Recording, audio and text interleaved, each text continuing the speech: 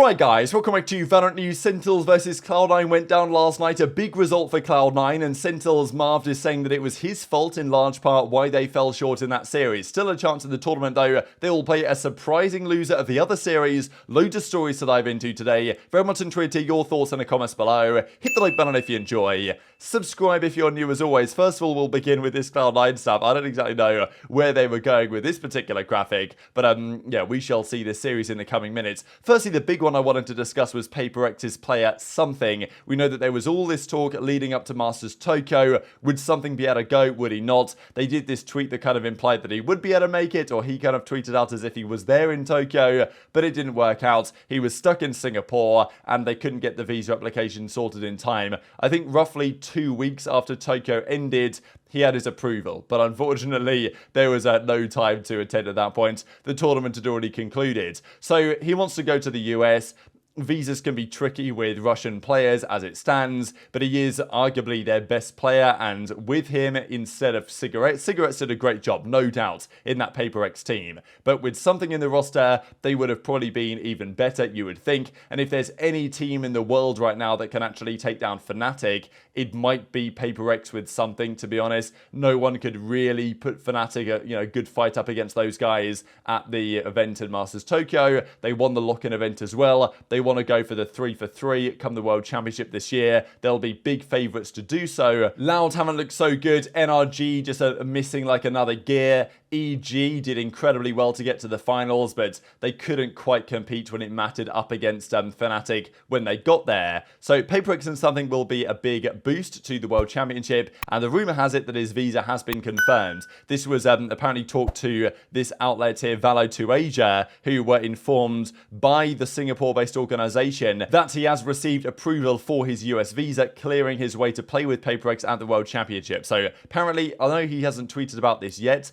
but the rumour has it that he will be there, flying out to Champions with the team, getting ready in time for the event in LA. So that is a great boost to that team and for hopefully the competitiveness of the event, one thing that we'd like to see. Let's dive into these series then. So first of all, I'm not exactly sure why they did this, because in yesterday's video I mentioned that it was Leviatan versus Crew first up, and then the second game was Cloud9 Sentinels. They changed that around for their announcement here. They didn't explain, I don't think, ever why exactly they did this, but because it definitely was the other way around.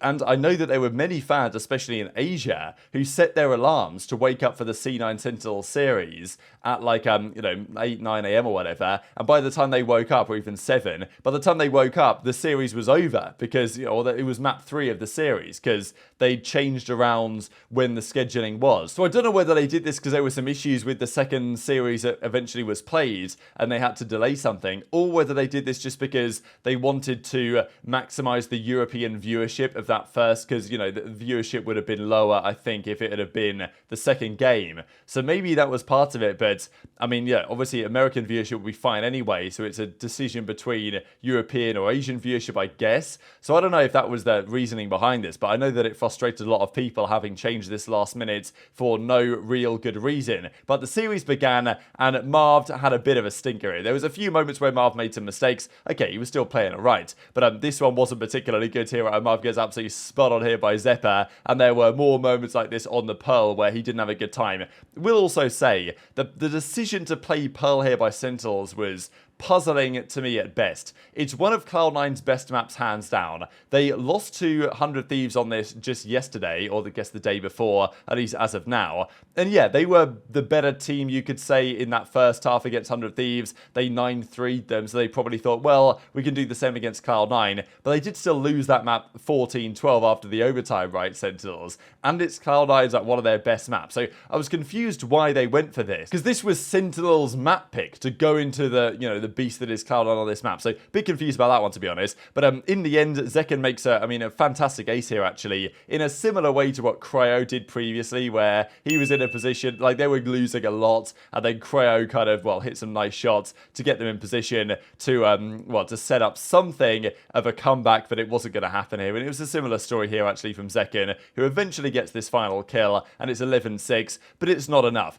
Game 2, though, was dominant in Sentinel's favour. So this was Cloud Cloud9's map pick, where somehow they just get blown out again. So I'm not exactly really sure what happened here with the map picks of these certain teams, but in the end, Sentinels get the job done 13-5. As we can see here, this questionable, shall we say, ultimate here by Zekin. Now, the Rosa ult, or the Raze ult, does have some inconsistencies and some issues. I'm not exactly sure how it landed where it did, but there are a few moments in this series where the Rosa ult just worked like a classic Rosa ult, and as he says, I told you guys that ult is bugged. So a few funny moments like that, but eventually it goes to split, and this was a pretty competitive map in terms of the scoreline, but realistically, Cloud9 even threw a lot of rounds here they probably should have won anyway, and Dephh made some great plays here, and eventually Cloud9 get the job done. I'm rushed. You said out time. You actually have far. Oh, you have this cosmic divide despite the fact that ShahZaM Wait, bro is into handcuffs. Right now, and you also have TenZ's ult.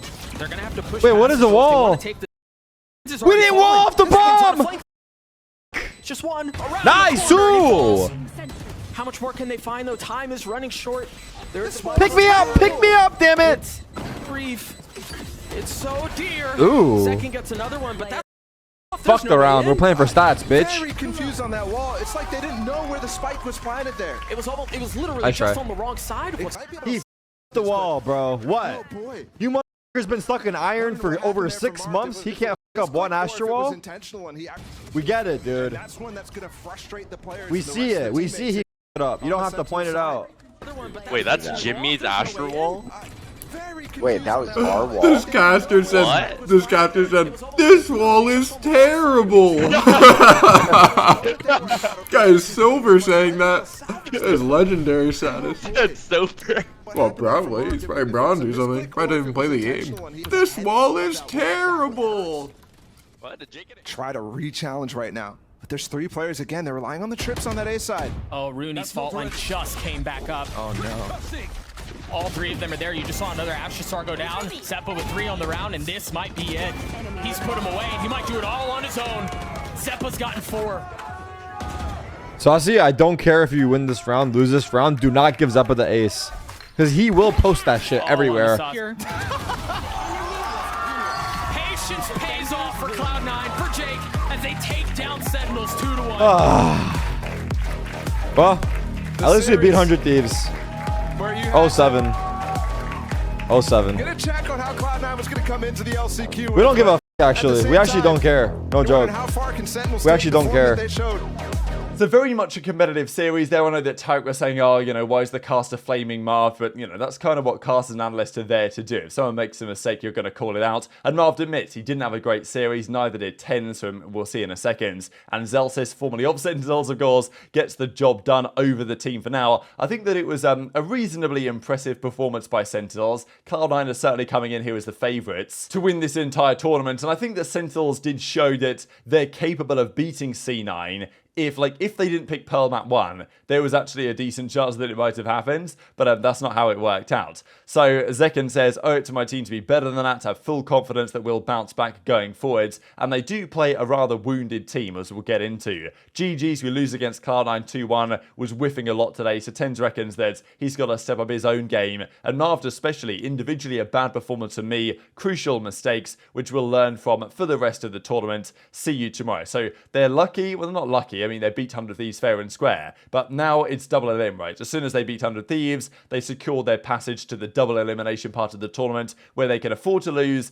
and still make it work through the losers bracket. Cloud9 will be feeling very confident in their progress, and Sentinels have a few more series to play and to win if they want to make it. But it's not necessarily going to be easy for these guys, and even if they did make the finals, they might play Cloud9 there again. They certainly wouldn't be favourites after what we saw last night, but I don't think that was peak performance Sentinels. I think there is more to come still from this team. They didn't play as well last night, so I think they did day 1, at least in those final 2 maps against, well, the 100 Thieves that they played. So yeah, 2-1 to Cloud9. Very impressive, I think, from Zeppa on the final map of the series especially. Pearl was a bit of a surprising one, to be honest. He had a good map 1 as well. Map 2 was an absolute disaster from Cloud9, and Sassy and Pancada really turned up here. And then Split was pretty competitive, but yeah, 8-4 didn't turn into much for Sentinels at the end of the day. The other series, though, was, and also it must be mentioned, right, in those clips, the production was an absolute disaster again. I don't understand how this happens so consistently, where the production is just an absolute mess, but it seems to happen all the time. And there's always issues. I don't know if it's partly because the viewership, a UI perspective, is not integrated straight into the game, but it has to be done electronically, remotely, that causes issues, because they had to go for this approach here, with Leviatan and the crew logos up top. But crew dominated them in this series. These guys looked so lost, honestly. I mean, 13-5 game 1. Game 2 was not really any more competitive either. So, I don't know what these lads were doing, these Leviatan boys, for the last several weeks, because they got blown out of the park by a crew team that no doubt is looking very good. But this was, frankly, an embarrassment. I mean, crew have finally come good, right? We knew these guys were decent, and they were way better than their record suggested in the regular season. I think that was clear to anyone that actually watched some of these games and knew how close they were. But now they're actually firing, but I don't think they did anything spectacular this series, to be honest. I just think they bodied a team here that was completely looking lost. So, yeah, Leviatan, I don't know what's going on with those guys, but they got 2-0 here in about 30 minutes. I mean, it was 13-5, 13-7, not even competitive. And Taco had a really rough time, especially given that cNed's on the other side of things on the Rays, having a series like this. Taco had a really rough one here, and he's had a difficult time for some time now, but this series maybe put a nail in the coffin to his spot on this team going forward into next year. So King did his best, as he usually does, but yeah, it wasn't working out. And obviously as an IGL, like, King is meant to like slay and do good IGLing, but I mean, clearly the preparation was not there, because these guys are completely lost in that one. But anyway, Zyppan and co will then play those guys tonight, and Zyppan's been grinding hard in the team deathmatch here to try and get the warm-up in to make sure he's not whiffing any more shots. And as Willminder says, these were the top performers of the day, which is expected after the absolute domination that crew came out with. So emphatic stuff. They move on to play Cloud9 in what a run they're making so far, right? All the way to play C9. C9 should be favourites, but still, who knows? And then it's Sentinels Leviatan. So one of those teams is out, one of those teams advances. Very much enjoyed to hear your thoughts in the comment section below. Hit the like button if you enjoyed. Subscribe if you're new. Take care, and I'll see you next time.